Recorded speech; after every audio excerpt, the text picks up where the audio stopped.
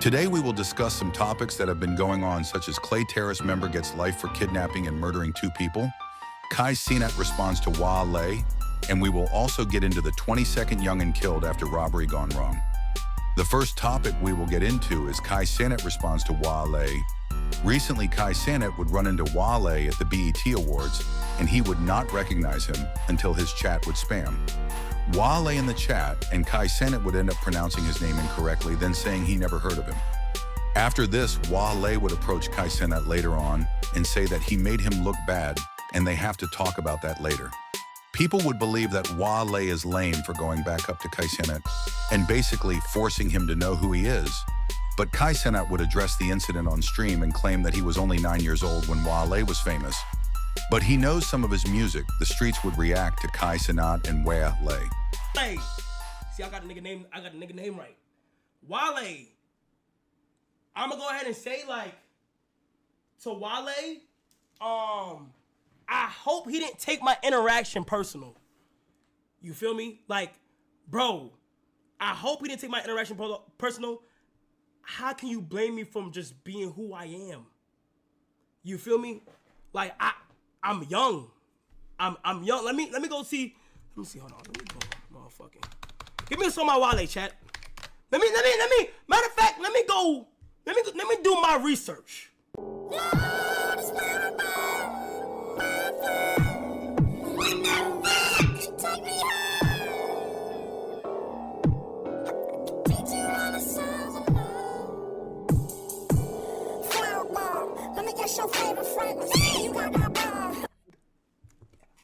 Nigga, I know this song! Yes! 100%! Nigga, this shit's a banger! This shit is a fucking classic. I know this song. But when did this shit come out?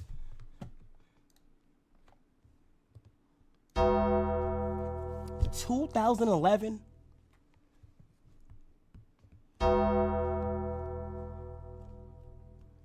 I was 9 years old. 2011, I was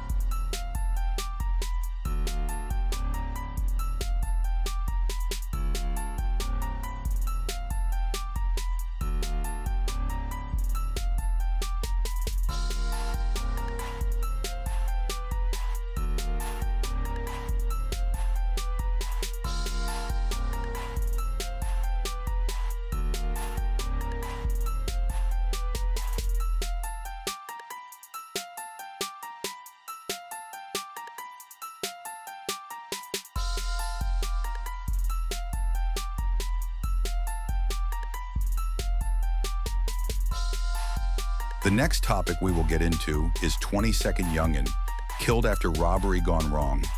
Recently, a double homicide would occur in Temple Hills, Maryland, outside an apartment complex, and people would say that it was allegedly 3 teens who pulled up in a stolen car and planned on bagging the man who would later end up killing 2 of the teens. The article would say, man charged with killing 2 teens during botched drug deal in Temple Hills. A Fort Washington, Maryland, man is facing murder charges after a drug deal went sideways Tuesday night, police said. Duane Goddard, 27, was charged with first and second degree murder in the fatal shooting of 16-year-old Thomas Smith Jr. of D.C. and 16-year-old Michael Bassett of Temple Hills.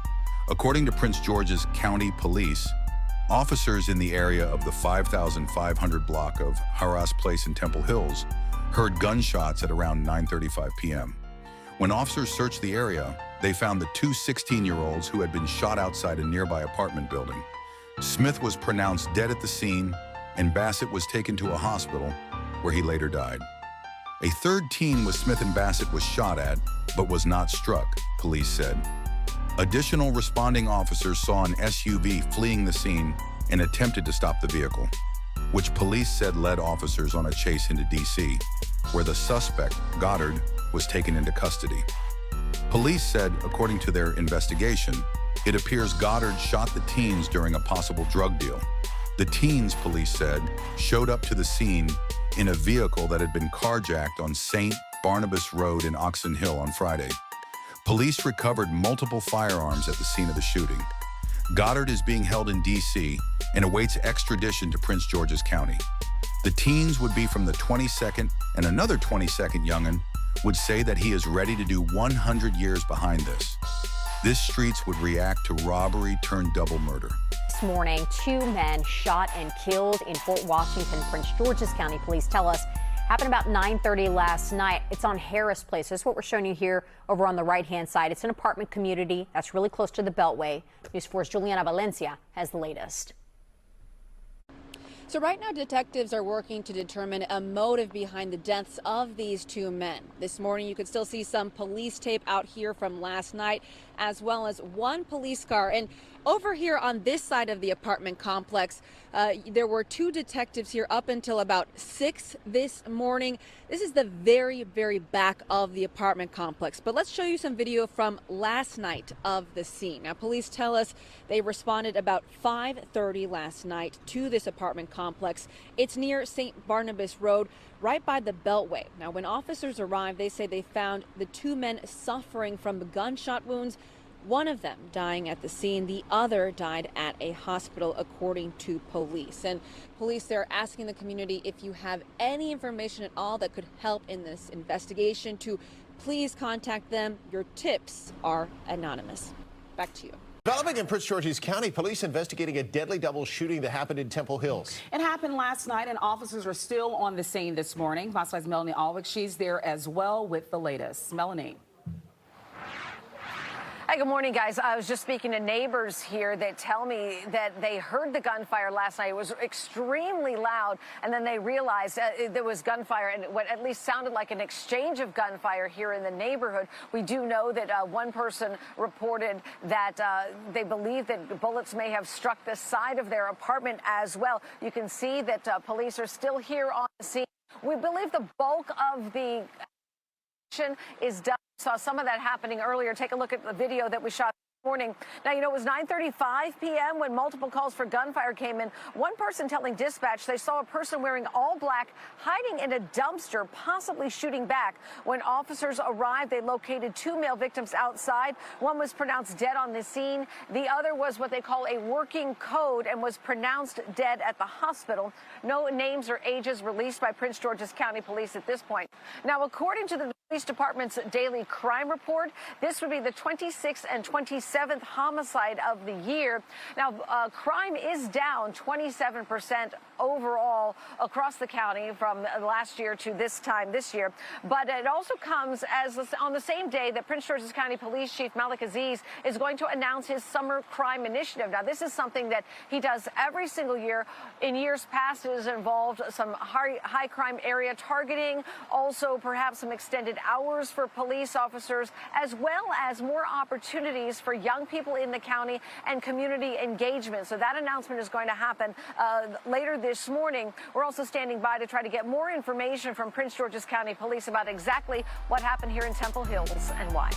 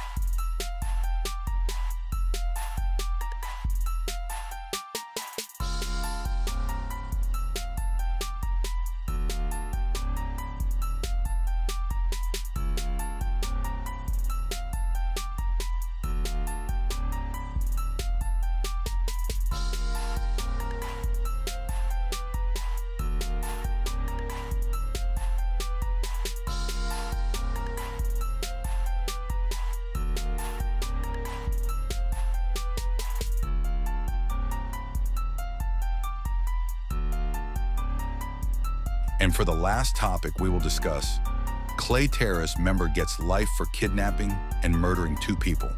Recently, a post would surface asking what this guy's in for, and the picture would be of an alias guy thugging hard down 1901, and the streets would do a background check on him and discover that he goes by Malik Lewis, or Freak, and he is from Clay Terrace. They would try to see what he is charged with and when he is set to be released, but his release date would be set to life.